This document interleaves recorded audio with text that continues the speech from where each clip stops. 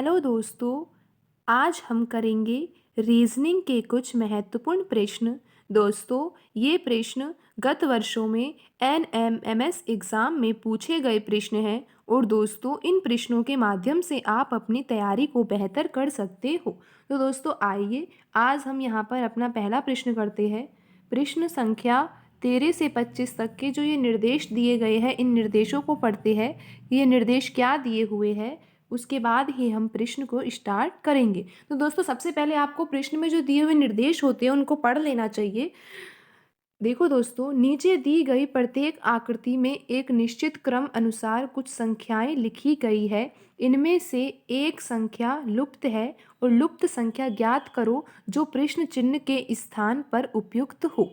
तो दोस्तों हमें क्या करना है इसमें, यहाँ पर देखो दोस्तों 3 आकृतियाँ दी गई है और तीनों आकृतियों में कुछ संख्याएं लिखी हुई है। देखो दोस्तों यहाँ पर कुछ संख्याएं लिखी हुई है और तीसरा जो ये आकृति बनी हुई है त्रिभुज की, इसके बीच में एक जो संख्या है वो लुप्त है। यानी कि हमें यहाँ पर ये पता लगाना है कि यहाँ पर कौन सी संख्या आएगी। दोस्तों यहाँ पर कौन सी संख्या आएगी इसका पता लगाने के लिए हमें इन दोनों आकृतियों में जो संख्याएं लिखी हुई है उन संख्याओं के पैटर्न को अच्छी तरीके से समझना होगा। अगर हमें इन दोनों आकृतियों में जो पैटर्न है वो समझ में आ गया तो फिर ये तीसरी आकृति में भी उसी तरह का पैटर्न लगेगा। तो सबसे पहले तो हम पहली जो 2 आकृतियां हैं उनको समझने का प्रयास करते हैं कि यहाँ पे किस तरह से ये नंबर्स लिखे हुए हैं। तो दोस्तों आप पहली आकृति में देखो कि यहाँ पर बीच में त्रिभुज के बारे लिखा हुआ है और बाहर यहाँ पे 5 है, यहाँ 6 है और यहाँ पे 4 है। तो दोस्तों अगर हम यहाँ पे बाहर की जो संख्याएं हैं उनको जोड़ें तो हम देखते हैं कि यहाँ पे 6 और 4 को जोड़ेंगे 10 आ रहा है और 10 और 5 को जोड़ेंगे तो 15 आ रहा है। दोस्तों तो यहाँ तो कोई पैटर्न नहीं बैठ रहा। हमें बाहर की संख्याओं के द्वारा इस तरीके से उनमें संक्रिया लगानी है कि अंदर वाली संख्या आ जाए।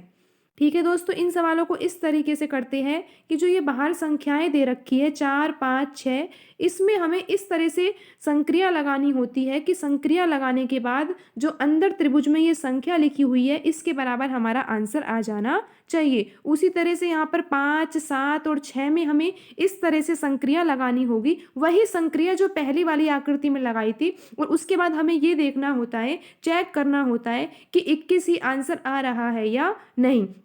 अगर जिस तरीके से 12 आया है उसी तरीके से यहाँ पर 21 आ जाता है तो ये तरीका हम अगले वाली आकृति में भी लगा देते हैं। तो दोस्तों यहाँ पर हमें हर आकृति को समझने की आवश्यकता है। यहाँ पर आप देख सकते हो कि जोड़ने से तो हमारा आंसर आ नहीं रहा। तो दोस्तों ऐसा करते हैं, हम इनका गुणा करके देखते हैं जो बाहर संख्याएं लिखी हुई है। अगर हम 6 का गुणा 4 से करेंगे और फिर यहाँ पर 5 का गुणा भी कर देंगे, दोस्तों क्या आ रहा है, 6 चौक 24 होता है और 24 का गुणा 5 से करते हैं तो दोस्तों 120 आता है। जबकि आप देख सकते हो कि यहाँ पर त्रिभुज के अंदर 12 लिखा हुआ है। तो दोस्तों हम अपने उत्तर के नज़दीक ही है कि अगर हम 120 में हम 10 का भाग दे देंगे तो हमारा आंसर क्या आ जाएगा दोस्तों, 12 आ जाएगा। तो दोस्तों आप समझ सकते हो कि हमने यहाँ पर क्या करा है, हमने यहाँ पर जो यहाँ पर संख्याएं दी गई है, बाहर त्रिभुज के बाहर जो 5 लिखा हुआ है, 6 लिखा हुआ है, 4 लिखा हुआ है, इनका हमने आपस में गुणा किया है और गुणा करने के बाद हमारा जो आंसर 120 आया है उसमें हमने 10 का भाग दिया है। 10 का भाग देने के बाद हमारा आंसर 12 आ रहा है। तो दोस्तों यही तरीका कि बाहर की संख्याओं का गुणा करके और उसमें 10 का भाग देकर हम अगली वाली आकृति में भी देखते हैं कि क्या इसी तरीके से हमारा आंसर 21 आ जाएगा क्या।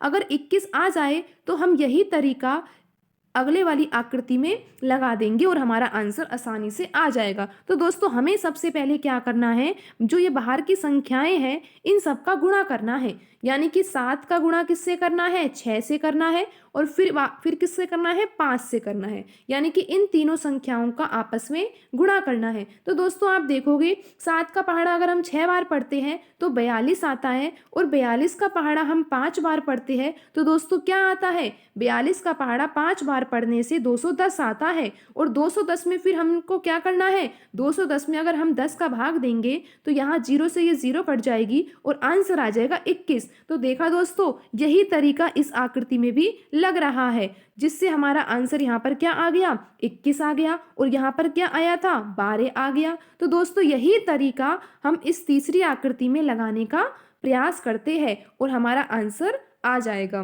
दोस्तों यहाँ पर हमें क्या करना है, जो बाहर संख्याएं लिखी हुई है उनका गुणा करना है। 8 का गुणा हमें 4 से करना है और फिर हमें किससे गुणा करना है, 10 से करना है। तो हम जब इनका गुणा करेंगे तो आंसर आ रहा है 320 और 320 में फिर हमें किसका भाग देना है, 10 का भाग देना है। दोस्तों जब 320 में हम 10 का भाग देंगे तो आंसर क्या आ रहा है, 32 आ रहा है। तो दोस्तों इसका सही उत्तर क्या हो जाएगा, सही उत्तर हो जाएगा इसका 32। ठीक है दोस्तों, आज की वीडियो में इतना ही, मिलते हैं अगली वीडियो में। धन्यवाद।